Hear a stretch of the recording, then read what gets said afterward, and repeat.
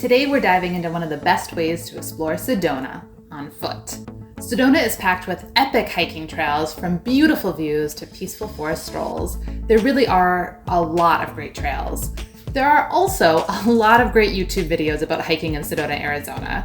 I'm not sure the internet really needed another one, but I've loved so many of the trails here, and honestly, I just wanted a chance to have a list of some of my favorite spots in one place. So here you go. Here are 6 must-do hikes that showcase several different features of the Sedona area.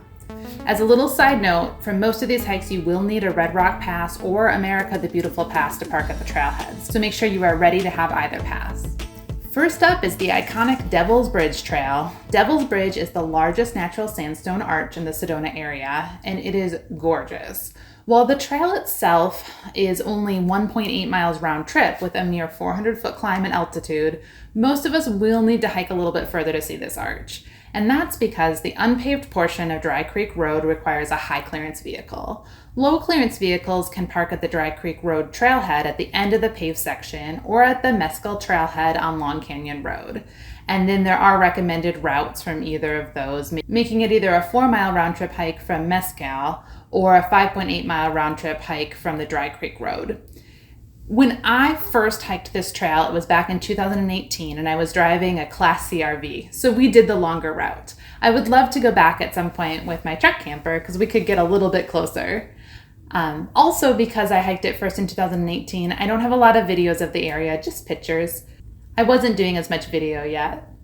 But either way, it's a lovely trail. You're going to hike through classic desert scenery before ascending to the natural rock arch known as Devil's Bridge. It looks a little sketchy from afar, and as someone who doesn't like heights, I would say it's sketchy up close too. But the bridge is wide enough to safely walk across and snap an epic photo. Make sure you go early to beat the crowds. Next is Boynton Canyon, one of the most spiritually significant vortex sites in Sedona.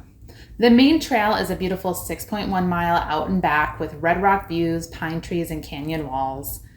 If you hike this in the fall, which I did, you may even get to see some nice fall colors. But the real hidden gem is the Subway Cave. About 2.5 miles in on this trail, there'll be a side trail off on your right that you can take that leads up to a stunning sandstone alcove. It's a little bit of a scramble, but it's definitely worth it to get up there. So make sure that you are watching closely for the trail to turn off to the right so that you can go to Subway Cave, and make sure you hike up to get that gorgeous view through Subway Cave. If you're looking for a cooler experience, another trail to check out is the West Fork of Oak Creek. This 6.5 mile round trip hike winds along a creek through a lush canyon. There are 13 water crossings, but it's flat and shady. So wear some water-friendly shoes and you'll have a great time. This is another popular trail, and do be aware that the parking lot fills up easily and does have an extra parking fee for this one. So if you want to hike it, try to arrive early or hike a little bit later in the day when the crowds thin out. While the trail is marked and maintained for the first 3 miles, you can continue further. Beyond the end of the maintained trail, after the pathway ends, the route becomes more strenuous, and you'll be forced to hike in the stream bed as you continue into the Red Rock Secret Mountain Wilderness. If you choose to travel the entire 14-mile stretch from one end of the canyon to the other, plan to do a lot of wading, boulder hopping, and even some swimming.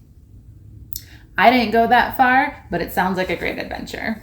If you're ready for a little bit of a challenge, Mount Wilson is one of the tougher hikes in Sedona. Depending on your route, it can be anywhere from about 7.5 to 11 miles round trip with about 2,500 to 3,000 feet of elevation gain. But the payoff? Sweeping panoramic views of the entire region. So bring plenty of water and start early, but this hike is definitely worth it. The majority of the climb is packed into the first couple miles of the hike, but you'll have more reasons than just exertion to stop and take a breather along this route. The views start as soon as you leave the car, and they just keep getting better. There are shades along parts of this trail, but a lot of the trail is out in the open, so be aware that it might not be a great hike for a hot day. An alternative, cooler route is provided by the North Wilson Trail, which starts just north of Encinoso, if I pronounced that right, picnic area, which is 3 miles up the canyon from Midgley Bridge, which the main trail starts at. The two trails join at a point midway up the mountain. Regardless of which route you choose, you'll end at about the same spot and still get those gorgeous sweeping views. We took the classic route and really enjoyed the views the whole way through. Another hiking option in Sedona is Cathedral Rock.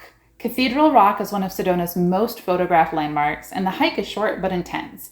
It's only about 1.2 miles round trip, but involves a steep rock scramble up slick rock and through some crevices. The Forest Service website states that this is more of a rock climb than a hike. It's unshaded, steep, and difficult in places. I would have to agree with that assessment. I didn't hike all the way up to the top. My height phobia got a little bit of the best of me, but what I did see was wonderful, and it was a great spot to watch sunrise or sunset. Last but not least on this list is Bell Trail, which is located just outside of Sedona in the Wet Beaver Wilderness. This trail is a little bit out of the way, but it's right by the area that I like to free camp. Bell Trail is the primary trail used to access Wet Beaver Creek Canyon and the Wet Beaver Wilderness. Starting from the trailhead, the trail follows the contours of the canyon from a bench well above the stream bed. But what starts as a hike through the canyon bottom surrounded by junipers and mesquite trees slowly becomes an escarpment of red sandstone and scenic views of the riparian area, the canyon, and the surrounding mountains and valleys. If you hike the full trail, it's 7.7 miles one way, but most of us are going to stop at the swimming hole called the Crack. Yes, it is called the Crack, and it is part of Wet Beaver Creek. The Crack is located about 3.5 miles from the trailhead, making for a 7-mile round-trip hike.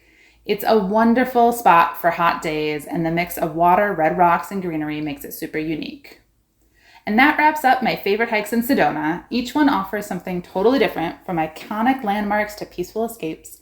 Let me know in the comments which one you're going to add to your hiking list, or if I missed your favorite, let me know below. I'm always looking for more trails to hike.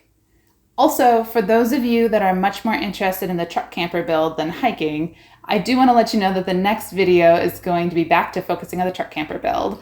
I'm going to be giving you guys an update on how the gas struts are holding up. But until then, happy hiking!